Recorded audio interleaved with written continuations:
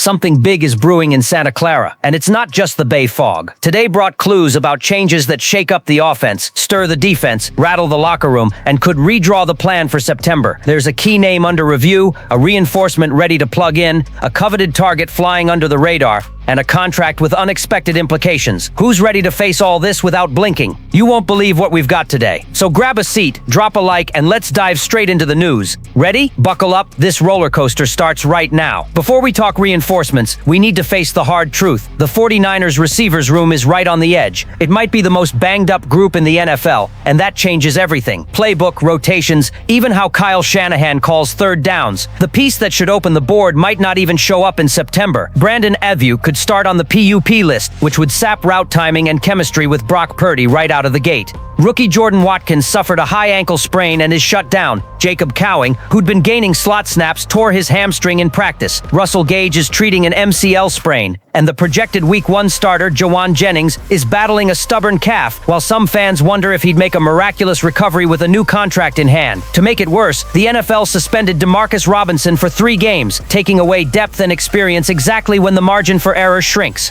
John Lynch already moved a piece by bringing in Sky Moore via a trade with the Chiefs, but by all indications, his early impact should mostly come on special teams. That's why one name is picking up steam in back-channel conversations, Jacoby Myers of the Raiders, who requested a trade amid a contract dispute. It's not a pipe dream, it actually fits the offensive philosophy.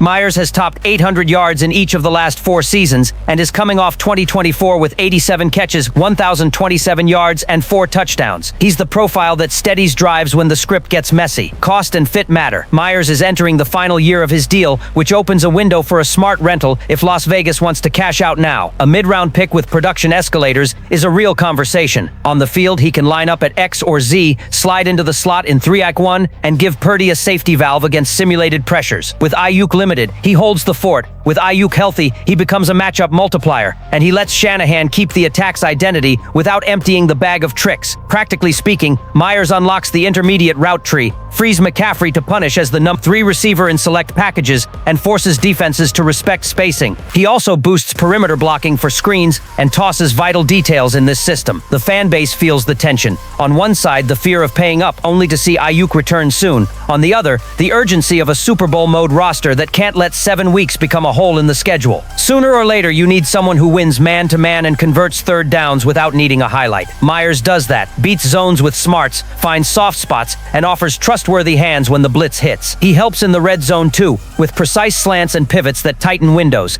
It's the kind of move that protects the season while the injured guys heal and keeps the long-term plan alive. And that wasn't even the most surprising part of the day. If there's one position that can't be left without a plan B in San Francisco, it's running back. Recent injury runs explain why every move here is strategic. That's exactly why John Lynch pulled the trigger on Brian Robinson Jr., Titleson, formerly of the Commanders, for a 2026 sixth-rounder. This wasn't just a replacement, it was a message. The team doesn't fully trust Isaac Guerendo as Christian McCaffrey's immediate backup. Shanahan didn't mince words. He's always been a fan of Robinson and pounced when the opportunity surfaced. That's the kind of player who fits the franchise's philosophy: reliable, physical, and used to carrying a load. Fans might ask, but will he accept being number 2? Robinson answered that himself. He sees opportunities no matter what. C-Mac will do his thing, and he's ready to complement however needed. That mindset builds locker room chemistry. He knows he won't be the headliner, but understands he can be part of one of the league's most lethal duos. When he says he's plug and play, he means it. Shanahan won't need to rewrite the manual. From a technical angle, the fit is intriguing. Robinson thrives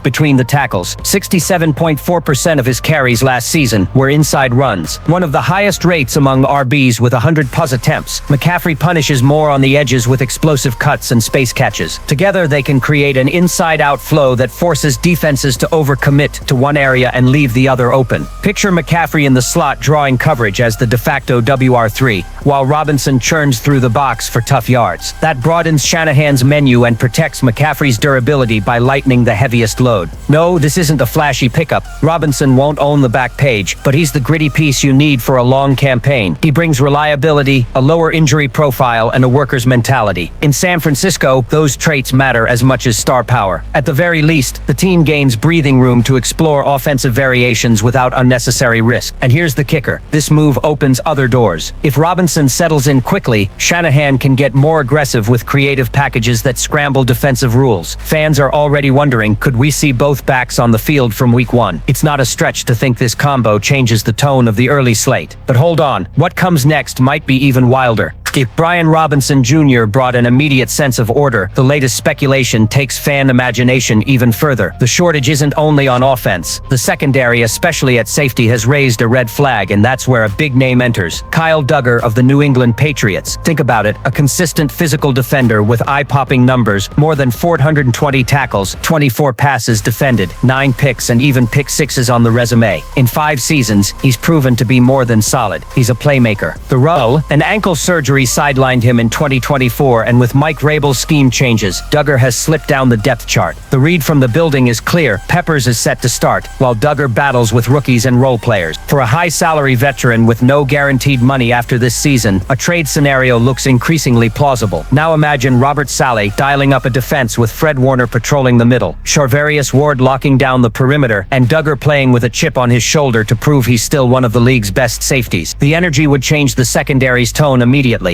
Lynch could make a move using mid-round capital, say a 5th that could escalate to a 4th. Not outrageous, but enough for New England to move a veteran who may not fit the new project. Strategically, San Francisco gains versatility. Duggar can body up tight ends, play the box against the run, and even moonlight as a hybrid in disguised blitzes that lets Saleh toggle structures, hide coverages, and generate turnovers. The difference between a good defense and one that dictates January. And the fan reaction. Part of the base is already fired up, dreaming of a secondary with real punch and IQ. Others worry about the cap hit, but the lack of guarantees makes the contract less risky. It's the kind of bet that can turn a weakness into an edge. Whether it's rumor or a real move in progress, one thing's certain, the front office is alert and won't let holes compromise a season where Super Bowl or bust isn't just a saying, it's the mandate. And brace yourself, because the final twist might be the most explosive yet.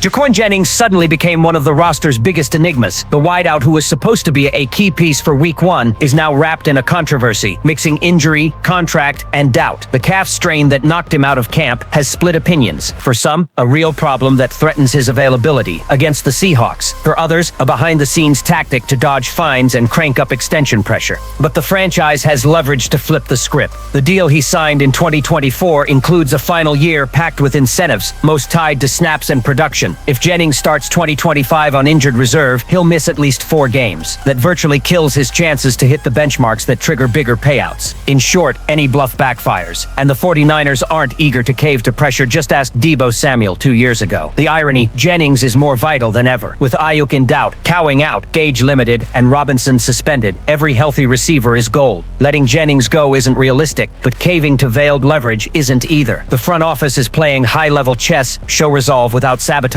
the offense. For the fan base, it's bittersweet. Many recognize his importance, remembering that 2024 breakout, but the idea of theater during prep ticks people off. The debate is on. Should the team hold the line, risking one more missing target, or should it bend to keep the attack afloat? Practically, the pressure falls on Jennings himself. If it's a real injury, he needs to come back clean and prove he deserves a bump. If it's posturing, IR nukes the strategy. Either way, the ball's in his court. One thing doesn't change, the weight of that opener in Seattle. With or without Jennings, will this offense be ready? After injuries, acquisitions, trade rumors, and contract drama, one feeling is clear. The 49ers are walking a razor's edge entering 2025. Jennings' dilemma wraps a preseason drama loop perfectly, and now we take a breath and zoom out. What we've seen across these 4 beats is more than news. It's a picture of what it means to root for a team hitting 2025 in pure Super Bowl or nothing mode. A receiver's room stretched thin, a backfield reinforced with intention, back channel whispers that could reshape the defense, and a contract saga testing everyone's patience. All at once, the through line is that every move carries strategic weight. Reinforce now or wait. Bet on the room or look outside. Compromise at the table or hold the line. The 49ers live on that edge between talent, discipline, and ambition, and we as fans ride the roller coaster of emotion, expectation, and debate. Now I want to hear from you. Which storyline hit you hardest today? The receiver's drama, Robinson's arrival, the Duggar buzz, or the Jennings saga? Drop it in the comments because this discussion is going to heat up. And don't forget, hit like, subscribe, and turn on notifications. This season is going to be a ride, and we're living every snap together like a true Niner family.